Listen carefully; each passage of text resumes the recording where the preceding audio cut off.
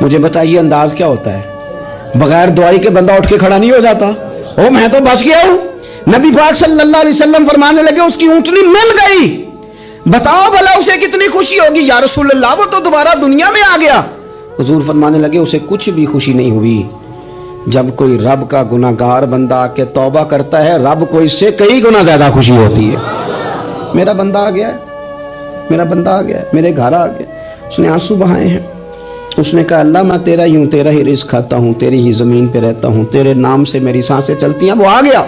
فرمایا اس اونٹنی والے سے زیادہ رب کو خوشی ہوتی ہے جب گناہگار آ کے توبہ کرتا ہے۔ گناہگاروں کے آنسو اس کی بارگاہ میں بڑے مقبول ہیں، لیکن ہم رسم ادا کرتے ہیں، توبہ نہیں کرتے۔ ہم اپنے آپ کے ساتھ دھوکہ کرتے ہیں، جھوٹ بولتے ہیں۔ اللہ تبارک و تعالی اپنے بندوں کے حق میں رحمت والے فیصلے کرتا ہے، درگزر والا معاملہ فرماتا ہے۔ جگہ جگہ قرآن مجید میں اللہ تعالیٰ نے اپنے بندوں پر رحمت کرنے کا ذکر فرمایا ہے۔ ان اللہ یغفر الذنوب جمیعا، فرمایا بے شک رب تمہارے سارے ہی گناہ معاف فرما دے گا، تم نا امید نہ ہونا، وہ معاف کر دے گا تمہیں۔ قرآن مجید میں فرمایا ان اللہ بالناس لرؤوف الرحیم، بے شک اللہ اپنے بندوں پر بڑا ہی مہربان اور نہایت ہی رحم کرنے والا، رؤوف اور رحیم ہے، بڑا مہربان ہے، کرم فرماتا ہے۔ اللہ تعالیٰ اپنے بندوں سے بڑا جلد راضی ہو جاتا ہے۔ ماں پیار کرتی ہے اپنے بچے سے، لیکن وہ ناراض بھی ہو جاتی ہے بعض چیزوں پہ، بعض معاملات اس کا دل بھی دکھاتے ہیں۔ بعض جگہ وہ رو کے یہ بھی کہتی ہے کہ تو نے میری محبت کا کوئی نتیجہ نہیں مجھے دیا، میری ساری کمائی تو نے ضائع کر دی۔ والد بہت ساری جگہوں پہ ناراض ہوتا ہے، شکوہ کرتا ہے، کہتا ہے میری بیماریوں کی، پریشانیوں کی، بڑھاپے کی، کمزوریاں کا سبب بیٹے تو ہی بن گیا۔ یہ ساری تکلیفیں تو ٹھیک ہو جائیں تو میری شاید عمر بھی بڑھ جائے، صحت بھی ٹھیک ہو جائے، میں زیادہ دیر جوان رہ سکوں۔ ناراض ہوتے ہیں ماں باپ۔ اسی طرح ماں باپ راضی بھی ہو جاتے ہیں، وہ بڑی جلدی راضی ہو جاتے ہیں۔ میں اکثر کہتا ہوں کہ والد کو راضی کرنے میں 5-7 منٹ لگ جاتے ہیں، اماں تو 1.5-2 منٹ میں راضی ہو جاتی ہے۔ ابا جی کو 5-7 منٹ لگتے ہیں، کئی دفعہ کہنا پڑتا ہے، کوئی دلائل دینے پڑتے ہیں، لیکن والدہ کے لیے تو کچھ بھی نہیں، آپ نیرا جا کے پیروں میں بیٹھ ہی جائیں، کچھ بھی نہ کریں، آپ پورا روئیں نہ، رونے والا منہ ہی بن جائے، تو اماں تو نرم ہی نرم ہے، جس وقت جو مرضی آپ کرا لیں ہو گیا۔ اللہ تبارک و تعالی بلا مثال و بلا تشبیہ سمجھانے کے لیے عرض کرتا ہوں، اللہ بھی بعض معاملات میں اپنے بندوں سے ناراض ہو جاتا ہے۔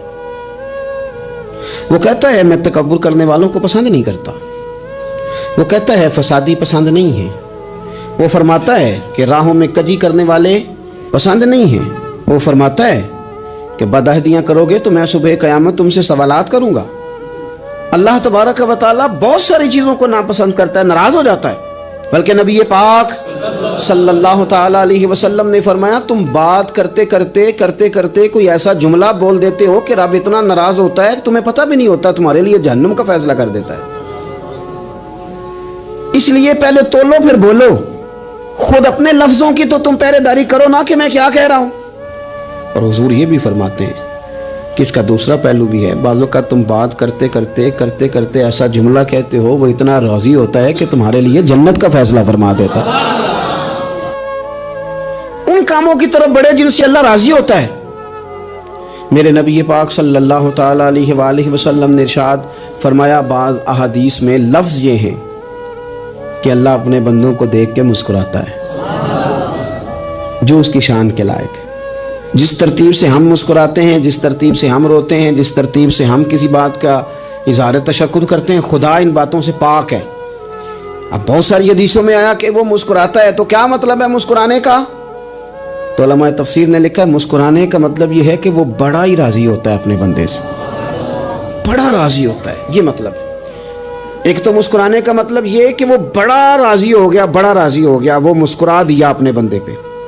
اور ایک اس کا معنی خود نبی پاک صلی اللہ تعالیٰ علیہ وسلم نے بیان فرمایا۔ مسند امام احمد بن حنبل میں حدیث ہے، حضور سید عالم علیہ السلام سے صحابہ نے پوچھا یا رسول اللہ شہید تو بڑے لوگ ہوتے ہیں، شہیدوں میں افضل کون ہے؟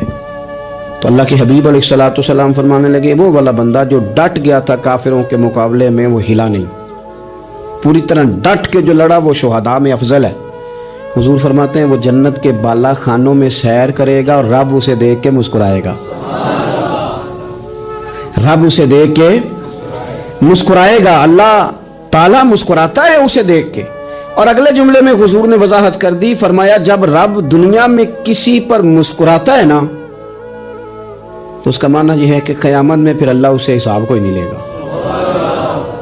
جس پر اللہ دنیا میں مسکرا دیا اس سے کوئی حساب، تو وہ کام ڈھونڈنے چاہیے نا جس سے اللہ مسکرائے۔ چھوٹا بچہ بھی ناراض نہ ہو تو وہ چیزیں وہ ڈھونڈتا ہے کہ اس کو کیا پسند ہے، چاکلیٹ لے جاؤں، فلاں چیز لے جاؤں، آئس کریم لے جاؤں۔ تو ایک بچے کے لیے، گھر کے لیے، سربراہ کے لیے اتنی محنت کرتے ہو تو وہ کام بھی ہمیں ڈھونڈ کے تلاش